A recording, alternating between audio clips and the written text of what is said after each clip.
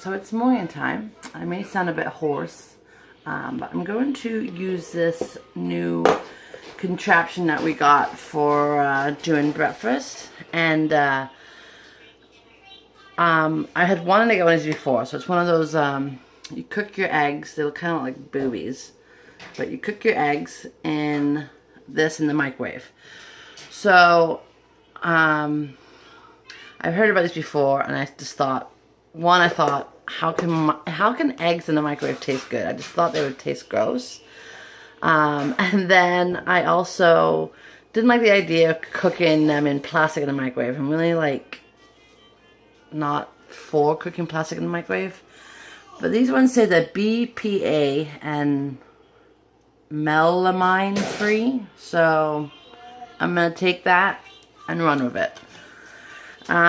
Because really, it's all about, for us, finding quick meals in the morning. And I normally have like toast in the morning, but I'm not really a fan of having that because I just feel like I get pretty hungry later on.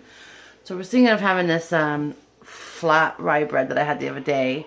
But it's not really exciting. And then the other thing I used to have was just those packs of oatmeal, which really are filled with sugar. And there's still like just only like 230 calories, I think. But again, I'm like starving so early. So I'm going to try to do some eggs this morning in this lovely container.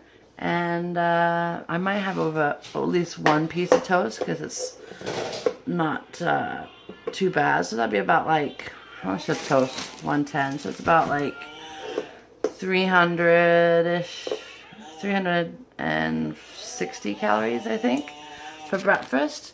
So anyways, I'm going to give it a try and see how it goes.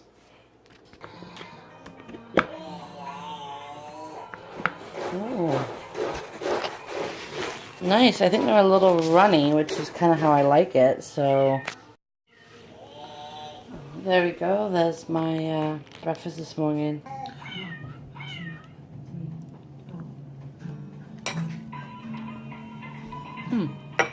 Good. Back. Oh, walk in the Where are you going? Walk. Oh, boop. Yeah, good job. Good try. Let's go. You know what? You know what? Yeah. Yeah. One more time. Yay! Good job. There's the husband. Hard at work trying to get our deck done. He's got to re-level all the stones because he was doing it the wrong way the first time, so it's a bit of a wet day. Are you being nice? Yeah.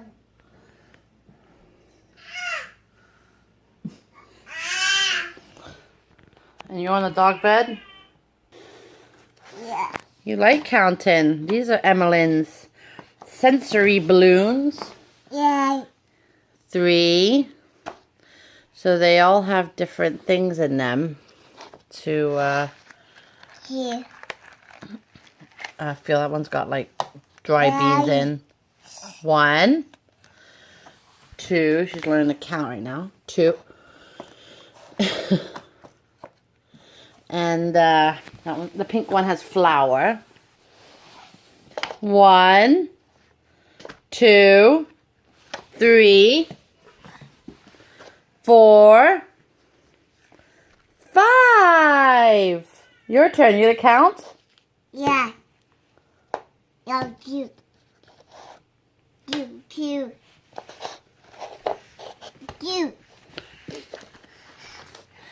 Yeah. 5, yeah. So we've taught Emmalynn sign language because a lot of kids with Down syndrome tend to be delayed in speech for multiple of reasons. And one of the reasons why sign language is beneficial is because we can, it gives her a way to communicate, and it shows us how much of vocabulary she actually does have. There are some words that are a little bit difficult to understand when she signs them because you know, with her fine motor skills not being as strong as, say, a typical kid her age.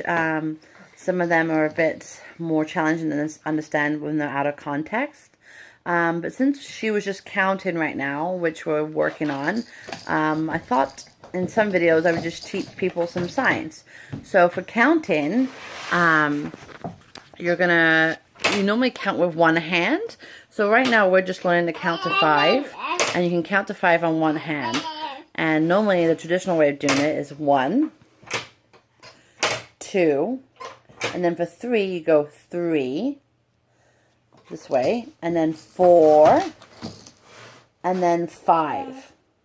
So when you count up to 10 or beyond, I don't know past 10, but I know up to 10 you basically still use one hand. We're just going to basically start using both hands when we start counting to 6, 7, 8, 9, 10. But for 5 we're doing the traditional ways, especially for 3 instead of doing this. It's easier for her to do this than it is to do this, because this you kind of have to hold down your finger. So, anyway, so that's something we're teaching her right now, and I'll just show you guys some signs throughout the videos. So, yeah, that's it for now. So, I'm having major weakness right now, just to say screw this diet. One, I'm hungry.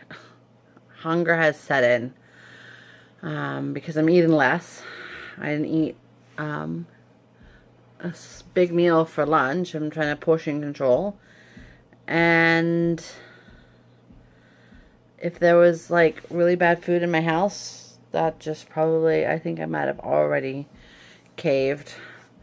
I just had a rough morning with Emmalynn.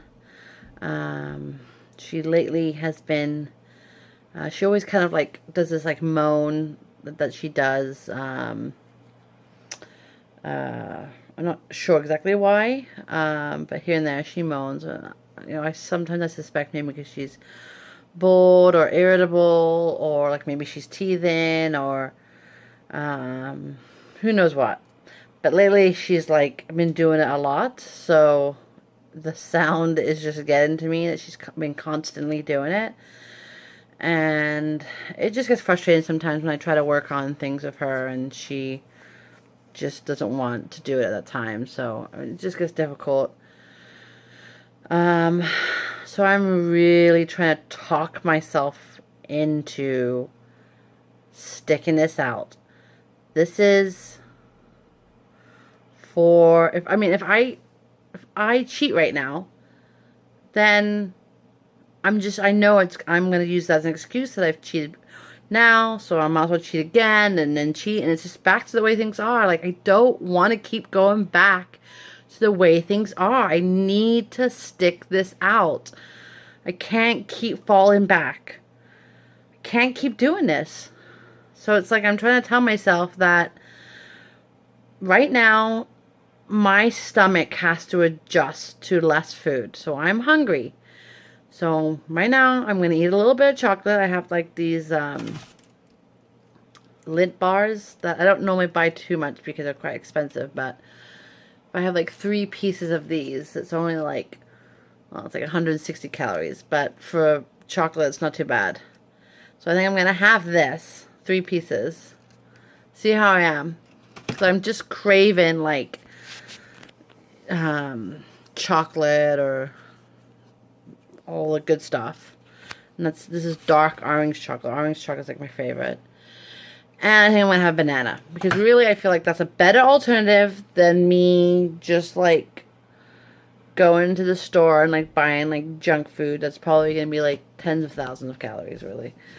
So that is the goal right now. I have my cup of coffee, which I'm gonna drink very slowly. And try to savor it. But it's hard to get my hunger back down to the way, basically get my stomach smaller and get adjusted to eating less food.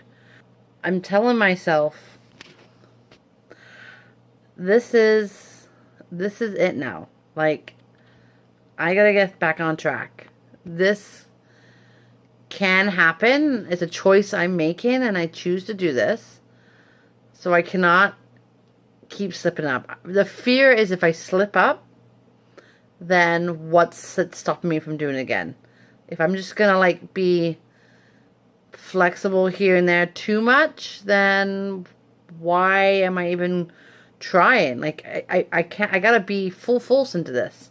So here and there I can be a little slack, but like if I were to like cheat badly right now, then that is gonna bring me to that's what I have to realize. It's gonna bring me to a more of a low point that I may feel right now in this moment to fix myself with the food, to fix the way I feel by eating something delicious.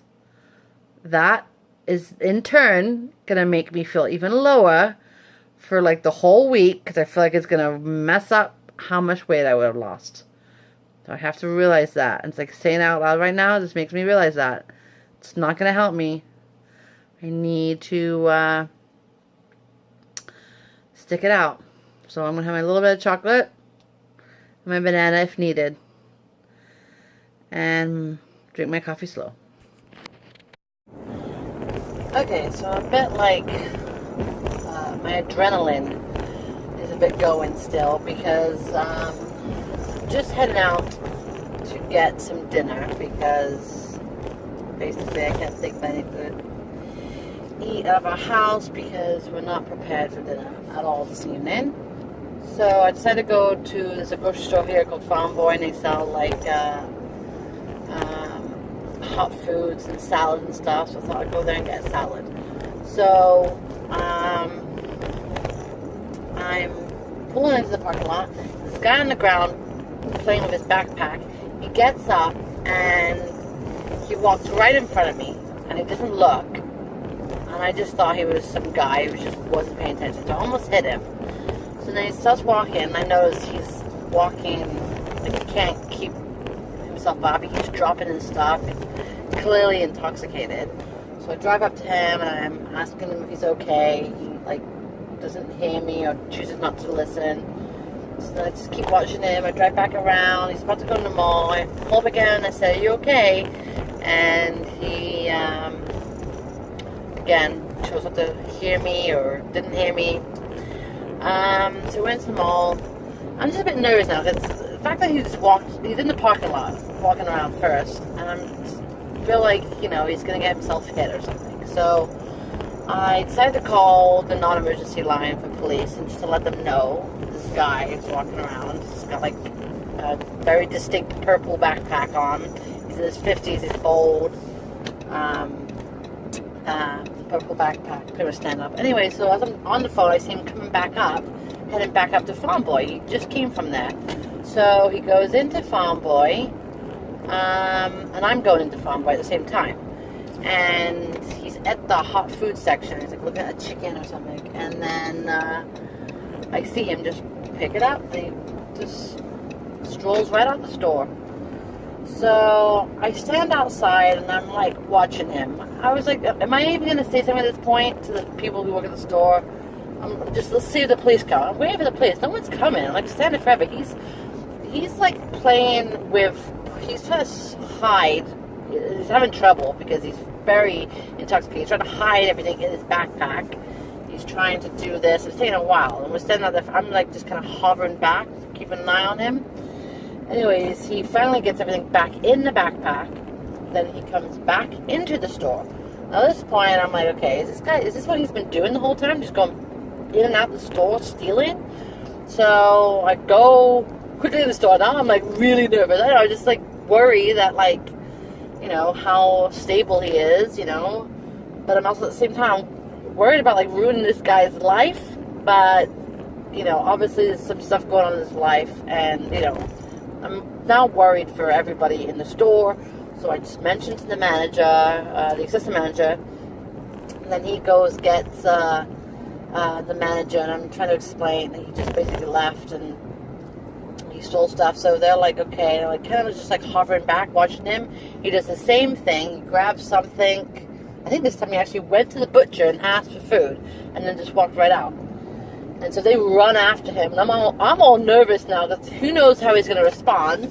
And they're all outside. I kind of go out there just to make sure the police are there, and they're still not there anyway. So they bring him back in, and they basically take him to the back room.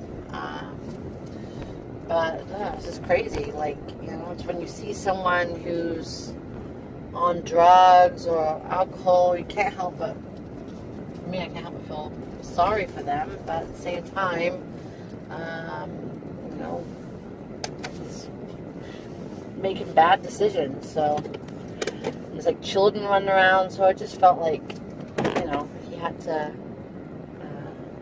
be caught and told what he was doing. So anyways, that was my trip to the store. Now to eat my salad.